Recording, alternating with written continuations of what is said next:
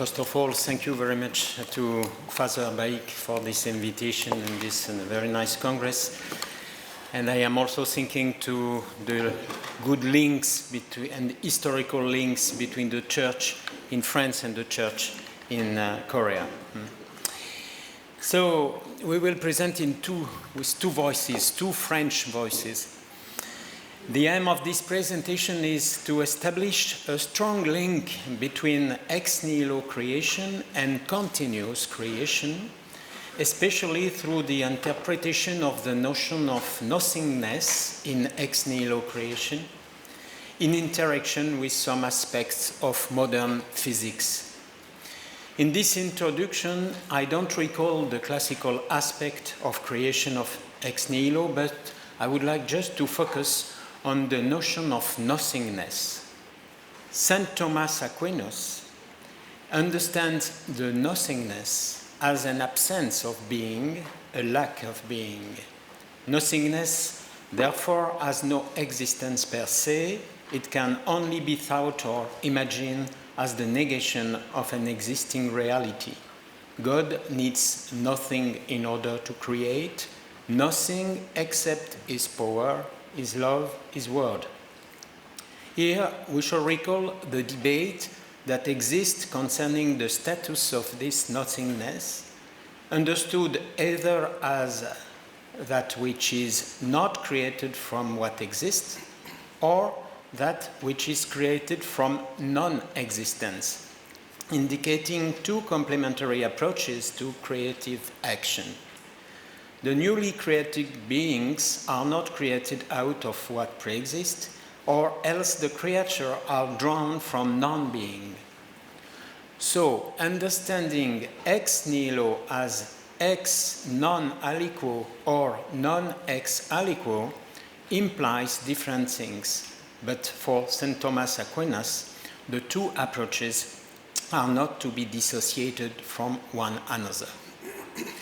With all these classical approaches, however, Catholic theology has difficulty in thinking that God can be actively creative in time, especially in creating new beings or entities. Similarly, it struggles to consider creation as temporal process. Yet, the theme of continuous creation, and it was the thesis of Fabien, has acquired a certain dynamism over some 40 years in the dual field of dialogue between science and religion, and in the theology of creation with an ecological perspective. These approaches are particularly nourished by metaphysics of Bergson in France, of Whitehead in North America, but also the mystical theology of the theocosmogonic vision of Teilhard de Chardin I am going to speak about. So, after this introduction, in the first part, I'm going to speak about the historicity of the universe and nature, about the notion of complexity and emergence of novelties, contingent novelties. I will make the interpretation, I will take the interpretation of Teilhard de Chardin as an illustration. Then Fabien will develop the notion of continuous creation and the articulation with ex nihilo creation, and he will conclude on the idea of beginning in the theology of creation, differencing beginning as origin and beginning in time. So, historicity of the universe and nature is a quite essential feature, particularly through increasing complexity and emergence of radical and contingent novelties. The Jesuit and paleontologist Pierre Teilhard de Chardin effectively offers a vision of the creative act based on interactions and relations, on which is capable one which is capable to inspire a theology of continuous creation. To summarize his vision of evolution, if it is possible to summarize, the rise in complexity has accompanied the universe through its various stages, from inert matter, cosmogenesis, to organic life, biogenesis, to his culmination in self-conscious man, and finally to a form of spiritualizing socialization enveloping the planet called noosphere.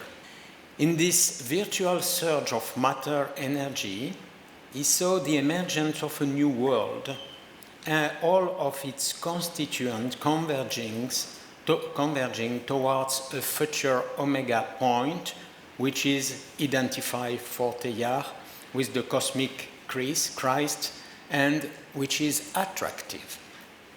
Backward. He also saw globalization as a part of this process, unifying the multiple in the one, as a manifestation of the aspiration to unity, that's a key word, aspiration to unity of the universe surrounding us, as he wrote in some famous letters. This view looks particularly interesting in regards to the science of complexity. The evolution of the universe seems to follow a kind of right line, allowing the self-organization processes of the inert and the living matter, with a controversial action of chance and an irreversibility favoring novelties. The works of Prigogine on dissipative structures show how the sciences of irreversible processes rehabilitate inside physics the conception of a nature creating new active structures. Irreversibility is source of order inside increasing disorder with new organization.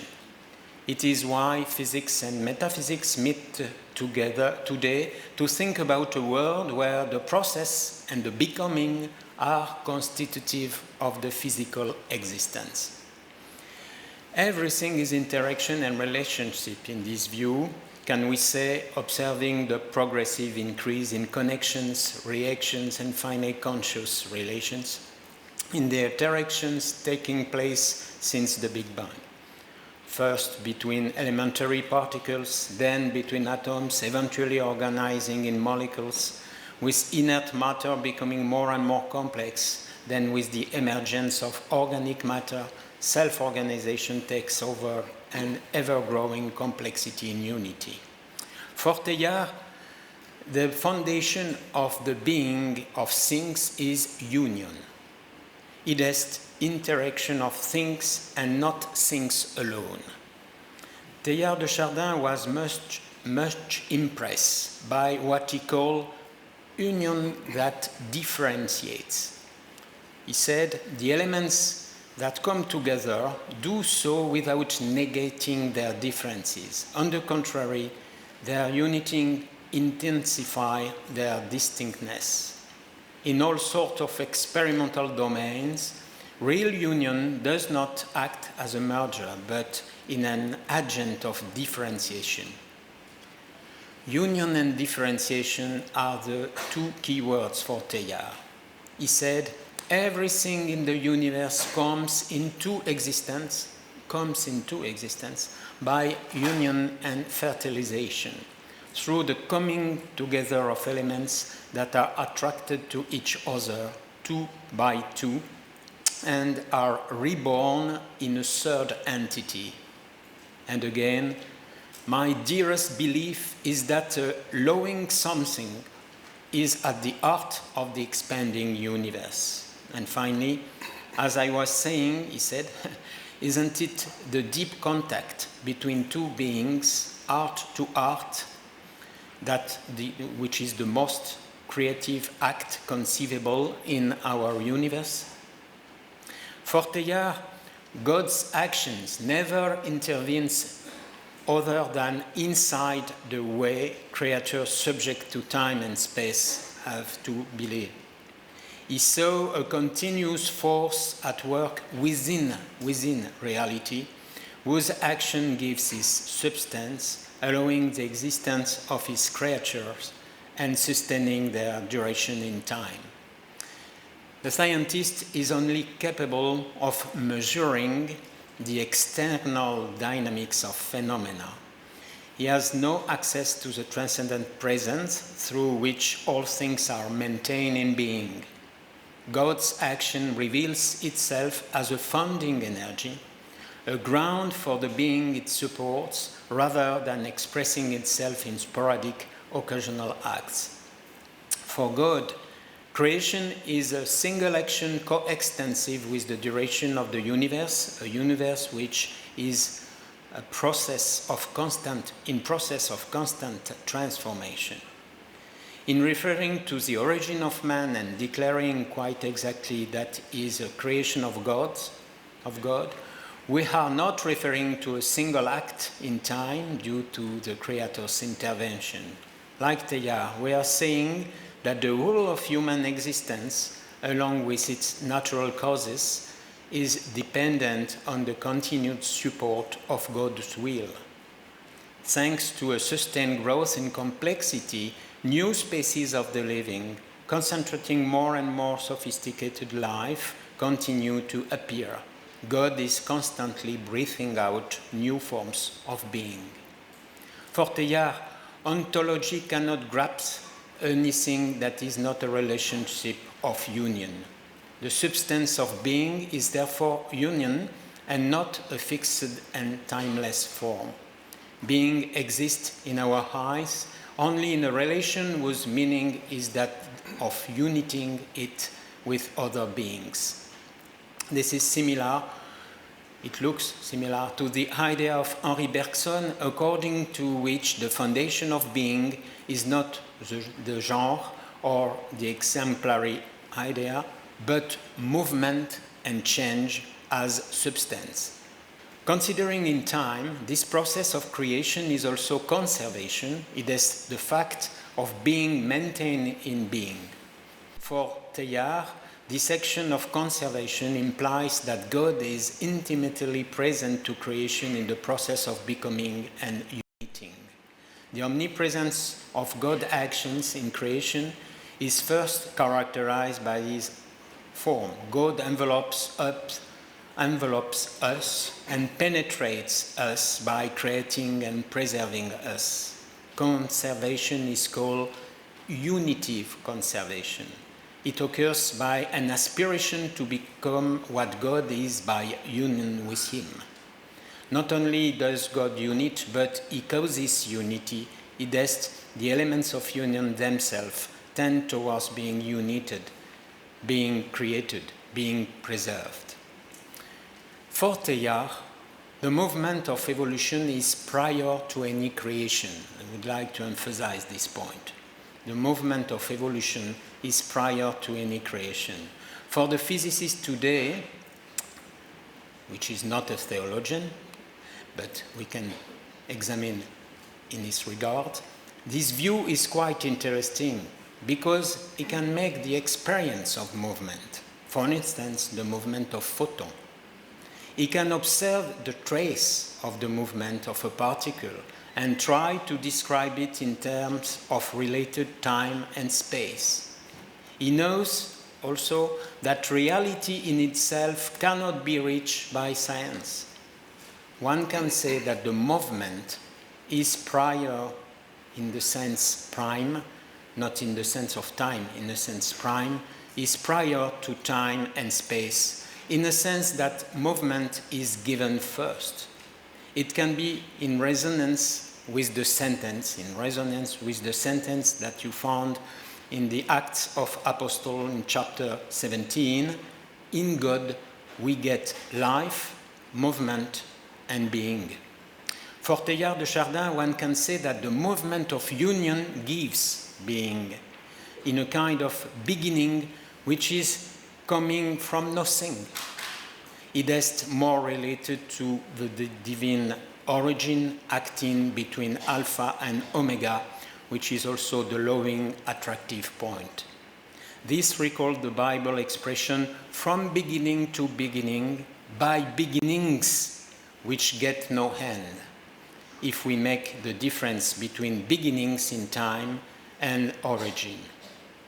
The concept of continuous creation that Fabien will now develop gives an illustration of this idea in the theology of creation. So, what can be said about the concept of continuous creation? It is important that I recall several elements of context.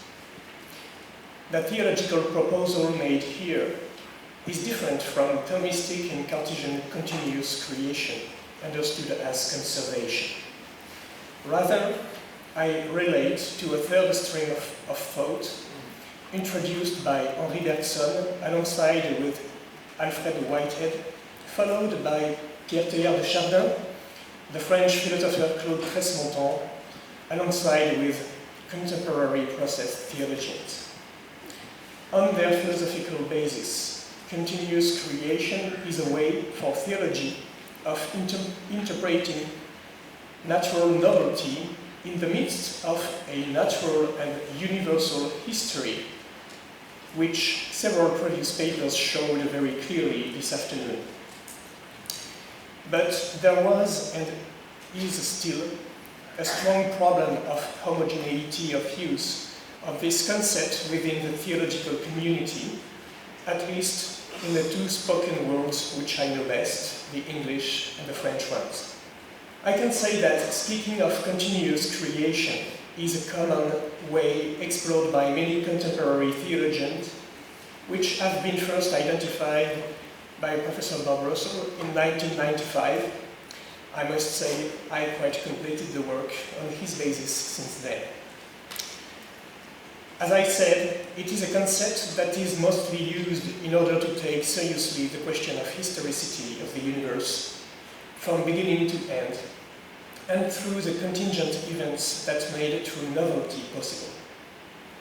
For the sake of time limitations, I will philosophically assume here that there is truly something that can be called novelty in the frame of a universal history. I mean by novelty a contingent entity with a metaphysical and ontological consistency that truly appears in the passing time, something that comes to exist, though one moment before it did not. Here are the important elements for thinking continuous creation as an authentic creative activity inscribed within the time of creation. To do so, I shall lean on the biblical tradition of a creation in the process of organization. See, for instance, the diversity of use of the verb bara in the Old Testament. See also the wisdom tradition of creation. I also find basis in the patristic tradition, emphasizing the non-cessation of creation by God on the seventh day. See, for instance, Cyril of Alexandria and St. Augustine in his latest commentary on Genesis. Again, for the sake of time limitations, I do not have time to precise these two sources of information. But once this done, it is necessary to add to the metaphysical system supporting continuous creation what it lacks in order to conceive of natural novelty. But here again, to remain brief, allow me to summarize continuous creation in 7, though non-exhaustive points. First, continuous creation is a creative act involving two levels or moments called creation. First, a atemporal procession of archetypes from the divine world. And the second is through the temporal procession of these archetypes, understood as the integration of new creative information from which an intelligible and sensory world proceed, wherein novelty has the status of creation. Second, this metaphysical setting necessitates a modification of the concept of genre, making it possible to conceive a plasticity of temporal forms that express themselves through the arrangement and possible configuration or reconfiguration of creative information into organizational layouts for the metaphysical and ontological consistency of new created beings. Third, It implies the procession of new archetypes through the action of the Creator Spirit in the intelligible and sensory world. It is effected contingently according to a creative dialogue or partnership, an interaction between a divine creative act and a collaboration on the part of the creatures, following Theia's motto, to create is to unite is to create, as we saw with the first part of this intervention. Fourth, this procession can be perceived as an increase of information within the sensory realm. 5. This procession is made possible thanks to a partnership or collaboration between God and creatures, which for creatures takes the form of a selection among archetypes proposed by God, from which appropriate innovation can proceed in the sensory realm. Here, a weighted and metaphysical approach can help to understand that. 6. Continuous creation is the affirmation of two axes distinguishing the two main purposes of creation. The first is to reflect the perfection of the Creator within diversity and its generation. And the second, following specific propensities, it is to bring to light the capax Dei creature, radical novelty if ever there was, by introducing the image of God among creatures, making possible the incarnation of the divine word. 7. Continuous creation implies a concept of nothingness, which is compatible with God's action within chronological time, to, in fact, a supereminence of being, following the contributions of the apophatic theology of Christian Neoplatonism and the Theologian understanding of the absence of relationships. This is on the seventh point that I wish now to put an emphasis.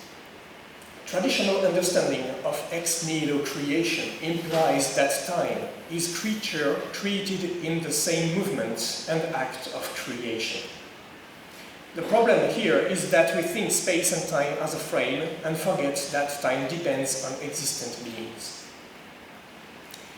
There are several ways of understanding nothingness. It is often understood as the absence of being, a definition by negation of what is, as Thierry already said. There are here two other ways of thinking nothingness which exist in the theological tradition that can help us to solve our problem. That of the apophatic theology and the original proposal made by Thierry Magnin. First, apophatic theology. In this stream of thought, nothingness is understood as supereminence of being. It is a Neoplatonician approach developed by St. Gregory of Nyssa, the Cappadocian father of the 4th century, and John Scotus Eriugena, the Carolingian theologian and philosopher of the 9th century. Here are the principles. God transcends creation. He is nothing of what creation is. But in creation itself, there is also a gap of transcendence. Within the created order, there is a metaphysical gap between archetypes of creatures and their actual realization in the midst of creatures. There is within the Origenian tradition of thinking a gap between a metaphysical level of creation and the temporal and sensory physical world. If there is a first and atemporal step of creation, which is the moment of the procession of archetypes from the divine world, there is a second step of creation, which is the procession of the archetypes within time.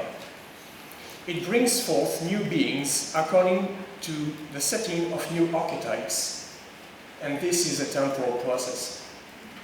For Augustine, already described, He already described this procession of the sensible world as con-creation, and not co-creation, con-creatio. It is the first procession. In the first procession, God creates from nothing, from himself, from his supereminence of being, from his word, his power. But beware, as St. Gregory of Nyssa said, if creation is a procession, it is not a procession of substance, but of power. So no pantheism is implied. In the second procession, the world is also created from nothing, from the supereminence of the archetypes, and it is true for every new created beings within time, coming from a new organized archetype, from a new created information. To understand this, please reflect on Aquinas' doctrine of the creation of the human soul. At each new procreation of a person, God creates a new soul, informing the new created person. This approach must now be completed by our second approach of nothingness from the point of view of relationships. Teilhard speaks of creatable nothingness. Following what Father Thierry Magnin just said in the first part of this presentation, for Teilhard de Chardin, where there are no relationships, there is nothingness. The somethingness appears where there are relationships. So, if creation was created from nothing, it is at a remote beginning understood as the first relationship ever. Then the story of creation is the story of increasing relationships, then inducing complexity. See that relationships are lived by creatures, which are agents of them. Complexity of ecosystemic working is a fine example. But relationships are motivated and inspired and energized by the Spirit Creator. When you put things together by integration of relationships, there can appear something new. Aristotle has a well-known motto: the whole is more than the sum of its parts. It could be reinterpreted like this: a new system is genuinely new when there is more of being. When there is more of being than in the sum of its parts. The addition of being is made possible through integration of relationships. I refer here to emergentist theories. From the level of creatures, then, they participate in the ex nihilo creation with God when they organize a set of relationships that will allow true novelty to come into being. New creative information can be communicated by God when creative relationships are made possible by creatures, by natural beings.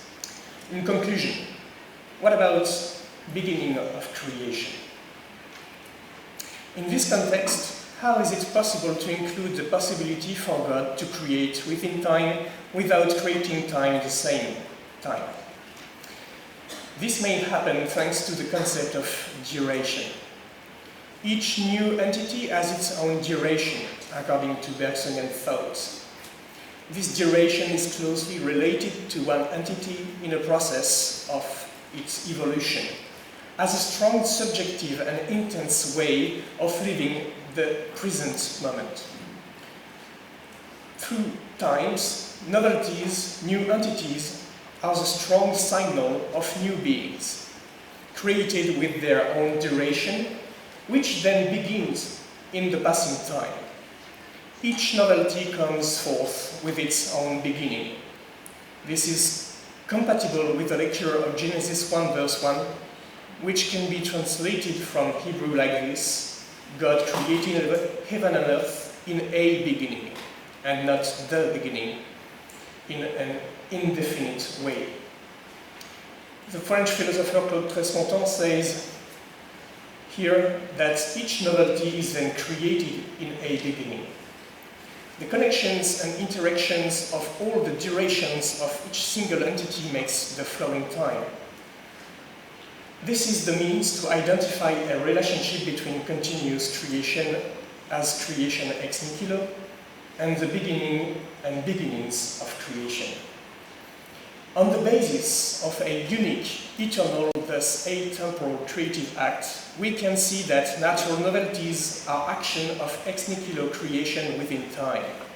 Because through the gathering of interacting pre-existing entities out of creatable nothingness, and the communication of new creative information of nothingness from supereminence of being, new entities can be identified as new creatures created in their own duration, which is a beginning. This model gives us a means to articulate then ex nihilo creation with continuous creation of novelties through time without opposing them, logically and conceptually including continuous creation within the vast and majestic movement of creation as a whole. Thanks for your attention.